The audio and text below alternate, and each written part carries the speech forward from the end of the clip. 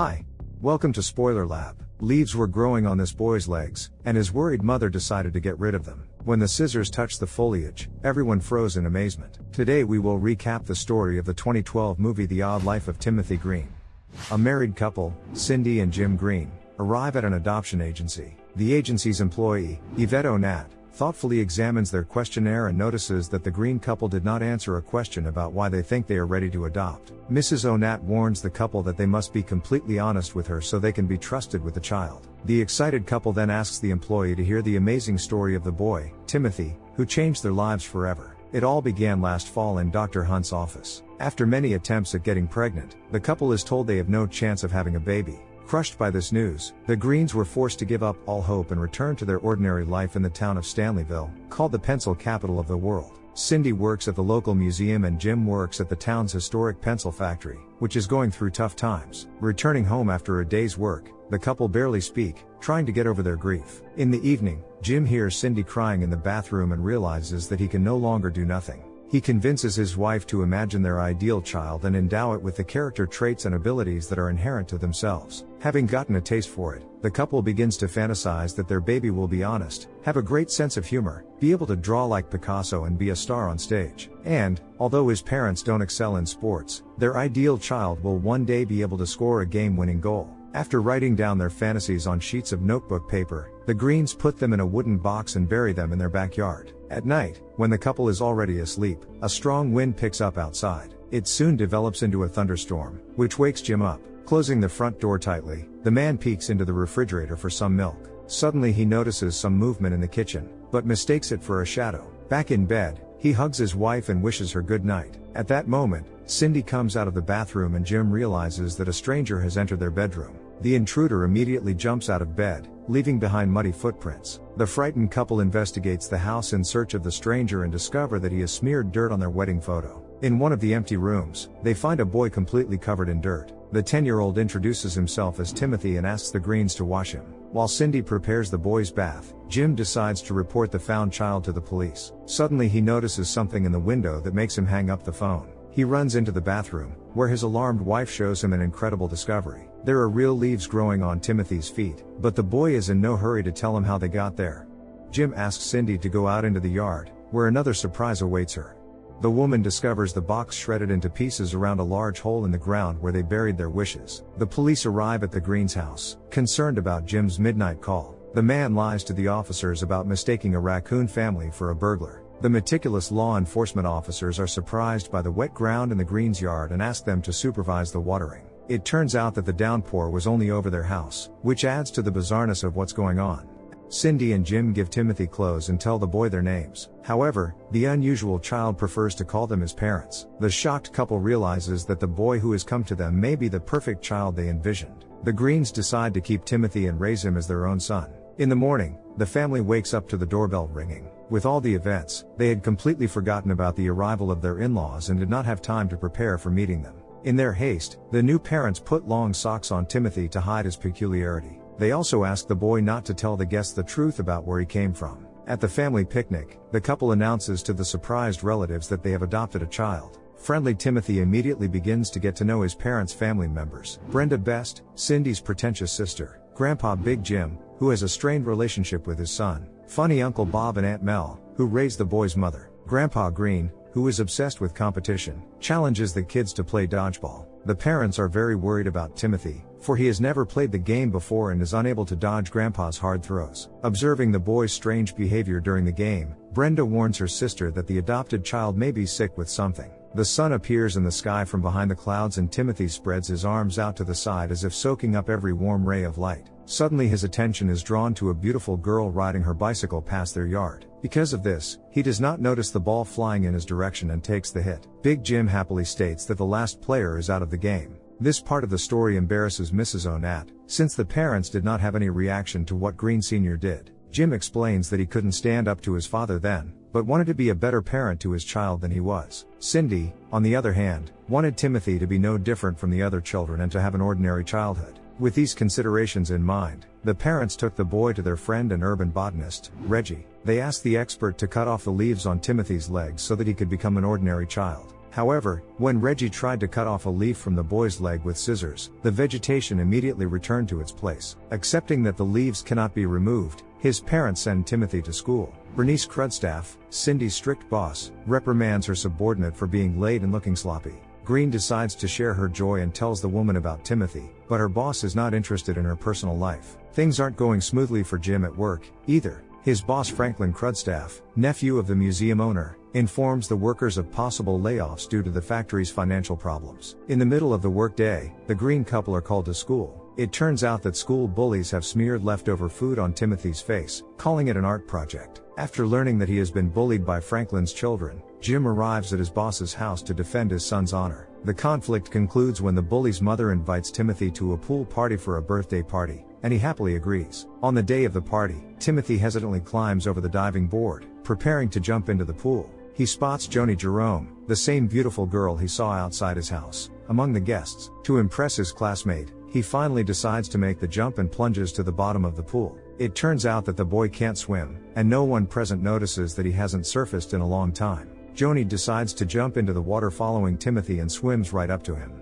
The excited boy thinks his classmate wants to kiss him and closes his eyes in anticipation. Seizing the moment, the girl tries to pull Timothy's socks off and is surprised to find leaves on his leg. Terrified that Joni will find out his secret, he kicks her in the head. When his parents pick Timothy up from the party, he tells them about the incident at the pool. Jim advises his son to run away from Joni the next time he sees her. The innocent boy does so and runs away from the girl when they encounter each other in the woods. Joni catches up with Timothy and shows him her peculiarity, a large birthmark above her breast, which makes her very embarrassed. Their shared secrets bring the children closer and they begin to spend a lot of time together. The boy's parents are concerned about their friendship because they think the estranged Joni might be bad company for their son. The happy Timothy returns home after a walk with his new friend. He notices one of the 8 leaves falling off his leg. The boy decides to conceal it from his parents and hides the leaf in an envelope, which he signs with Joni's name. In the evening, the Green family arrives at the hospital where Uncle Bob has been taken. Unfortunately, he is too old and has called his relatives to say goodbye. At Bob's bedside, the family reminisces about the happy times they spent together. The man tells Cindy about her mother, who was a great artist. She never got around to painting a portrait of her daughter before an insidious illness devastated her. The uncle's story makes the family sad and they walk out into the hallway, leaving Timothy alone with the sick man. The boy asks questions about the old man's life with interest, eliciting genuine laughter from him. Soon he notices that another blackened leaf has fallen out of his pants. Suddenly Jim notices through the window the startled look in his son's eyes. Uncle Bob begins to gasp and soon retreats to a better world. The parents then decide to take Timothy to soccer so he can take his mind off the loss. Seeing the boy's frail physique, the coach is at first reluctant to take him to the team, but eventually the Greens manage to talk him into it. However, Timothy's athletic training leaves much to be desired and he never hits the ball at practice. Later, Joni joins the boy on her bicycle to support him as he runs. At home, a serious conversation awaits Timothy. Jim tries to work out his son's moves while also giving him a lecture about girls. According to his parents, the boy should find himself another friend. However, during the lecture, Jim recalls that in his youth he also had a crush on a strange girl who later became his wife. While things are getting better at home for the Greens, some problems arise at work. Jim's boss calls him into his office and hands him a list of employees who are subject to the first wave of downsizing.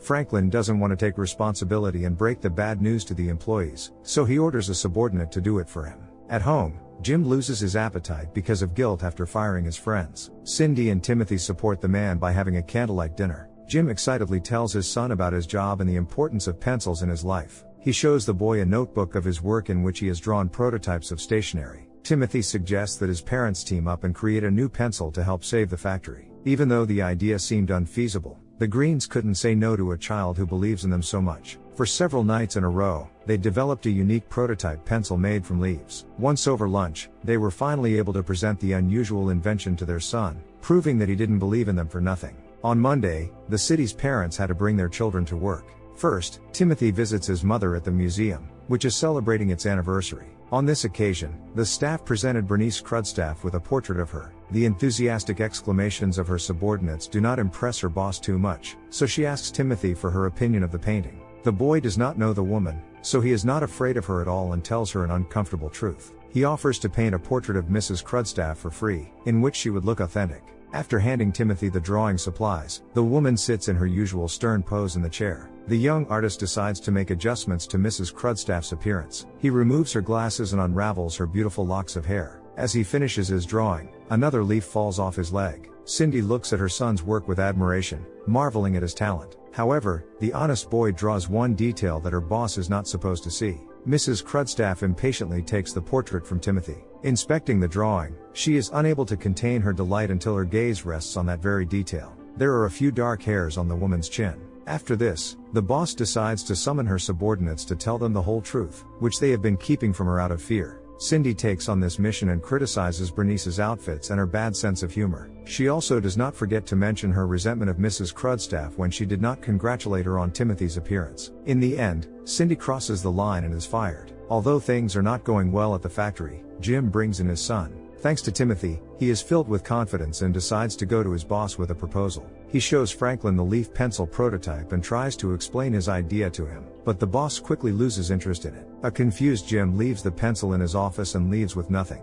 The parents come to their son's first soccer game. Big Jim joins them to watch his grandson play. The man soon discovers that Timothy is just serving drinks and leaves disappointed. In the meantime, the boy helps the team and shouts motivational phrases along with the coach. Late fall arrives. Timothy collects the fallen leaves from the trees and takes them to his friend. The children still spend hours together, enjoying nature and each other's company. A worried Cindy decides to take a desperate step and follows Joni all the way to the woods. After catching up with the girl, she tells her to stop communicating with her son so as not to get him into trouble. Joni ignores the woman's words and walks deep into the woods. Following her, Cindy is surprised to discover the children's secret hiding place. With the help of leaves and tree branches, they have created a wonderful and beautiful world in which they were comfortable. The woman realizes that she was wrong about Joni and no longer forbids her to communicate with Timothy. Jim anxiously watches another of his son's soccer games, which the boy spends on the bench. Big Jim leaves again in the middle of the match, disappointed that his grandson has not succeeded in sports. Meanwhile, Brenda brags about her gifted children, ignoring Cindy's words about Timothy's accomplishments. Unable to stand it, Mrs. Green lies to her sister about her son's ability to play musical instruments. Upon learning this, Brenda invites the family to a musical performance. After gathering an audience in their home, Brenda's children perform a demonstration concert. The hostess happily receives enthusiastic applause and sneeringly announces the next performer, Timothy. The boy boldly approaches the musical instruments to see what he is good at. His choice stops at the cowbell and he starts tapping out a rhythm. Jim picks up the beat and gets on stage, too, starting to hum the song. Cindy supports her boys and begins to dance along with them. The Greens' performance causes the audience to be perplexed, but the happy family doesn't notice. Upon returning home, Timothy's parents arrive in joyous euphoria at the way they rock the stage. In the meantime, their son sadly discovers another wilted leaf in his bed. The day of the final game arrives. Big Green wants to leave before the game even begins, but Jim convinces him to stay for Timothy's sake. The coach refuses to let the boy on the field until one of the forwards is injured. The Greens realize this is their chance and begin to act. Jim turns to the referee asking him to insist that the coach replace the injured player with Timothy. The man grudgingly agrees and tells the boy to stand his ground for the rest of the game. The parents, on the other hand, ask their son to go on the attack. When the sun comes out from behind the clouds, Timothy soaks up its warm energy again. When he opens his eyes, he notices Joni, who is actively cheering for her friend. She inspires the boy to intercept the ball and he goes on the offensive. The happy Cindy proudly points to Brenda at her son, and Jim brags about him to his father. Finally, the moment of truth arrives and Timothy scores the winning goal. A frustrated sigh is sent through the stands. It turns out that the boy has scored against his own goal. At home, the couple quarrels in earnest over the failure of the match. They accuse each other of using their son to fulfill their unfulfilled desires through him. Timothy finds a new yellowed leaf in his soccer sock. The boy is upset by his parents' quarrel and asks them to stop. Mrs. Onat interrupts the couple's story and tells them that their time is up. However, they refuse to leave until they have told their story to the end. The woman agrees to give them some more time. At the school party, Brenda carefully serves Timothy food and asks him not to worry about the match. The boy introduces Joni to his parents and introduces her as the coolest girl in the world. Thanks to her friendship with Timothy, Joni no longer hides her birthmark from everyone. As the children go out for a walk, the Greens remember how they wish their perfect child would learn to love and be loved. Unable to help themselves, the parents decide to follow the loving couple. Outside, Timothy tells Joni the truth about his destiny, and the girl begins to cry. The Greens witness the children's touching farewell embrace. When their son approaches them, they apologize for following and wonder why he broke up with his girlfriend. Timothy replies that he let Joni go, but the adults will not understand the reason for his action. Jim sadly tells the agency employee that they soon realize what the boy was talking about. At a town meeting, the question of closing the pencil factory is being decided. The workers are protesting and asking their bosses not to deprive them of the job they have worked for half their lives. The factory owner tells the crowd that they have found a solution to keep the business viable. He presents the prototype leaf pen to the audience and calls it his son Franklin Crudstaff's invention. To a flurry of applause, Jim's boss takes the stage, but Timothy accuses the man of stealing the idea. He tells him that his parents actually invented the pencil. Franklin accuses the boy of lying and mocks his failure at the soccer game. Jim stands up for Timothy and threatens his boss with reprisal if he insults his son one more time. To everyone's surprise, Big Jim joins him. Bernice asks his nephew how he came up with the idea for the leaf pencil. Franklin is at a loss for words, but he never comes up with a plausible version. Mrs. Crudstaff then asks the Green family a similar question. Cindy answers that they were inspired by the leaves growing on their son's feet. Bernice doubts her subordinate's honesty, but her words are confirmed by Reggie. In the end, Timothy exposes his legs so that those present believe his parents. Though the boy is left with a single blackened sheet, he manages to convince the crowd. Mrs. Crudstaff happily informs the audience that they will put the innovative pencil into mass production. On the way home, Timothy refuses to tell his parents what happened to his leaves. In the evening, a strong wind picks up outside again, causing fallen tree leaves to swirl in the air. Sensing a storm approaching their house, the boy finally decides to tell his parents the truth. He confesses that he didn't say anything before because there's no way of changing anything. The couple surmises that their son will disappear as soon as all the leaves have fallen off his leg. At that moment, the last leaf falls at his feet. The parents rush to their son in tears, begging him to stay. In parting, the boy tells them that they are ready to let him go. With the first stroke of lightning, the house lights go out and Timothy Green vanishes into thin air. The desperate couple run into the yard and dig out the hole from which their magic son appeared. In his place, they find the wishing box, which is whole again. At this point, Cindy and Jim Green's story comes to an end. They hand Mrs. Onath the letter they found in the box. After reading it, she leaves the room. In his final message, Timothy reveals that he has given away the fallen leaves to all those whose lives he has managed to touch. He gave one to Brenda to learn how to rock. The second he put in Uncle Bob's pocket, who passed away with a happy smile on his face. The third he pinned to a portrait of Bernice Crudstaff, who was able to see her true beauty. The fourth he gave to the coach, who gave him a chance to prove himself. The fifth went to Reggie because he really liked leaves. The sixth was found in his car by Big Jim when he decided to look at a picture of him and his son together. From the last two leaves he made earrings, which he gave to Joni. The Green spouses were rewarded by Timothy with the confidence that they could be great parents, despite all the mistakes they would make. A few months later, an adoption agent drives up to the Green's house with a little girl who is to become their daughter. The little girl introduces herself as Lily and goes to her new home with the happy couple. What qualities would you bestow on your ideal child, if given the opportunity? We await your answers in the comments. Don't forget to like this video and subscribe to our channel.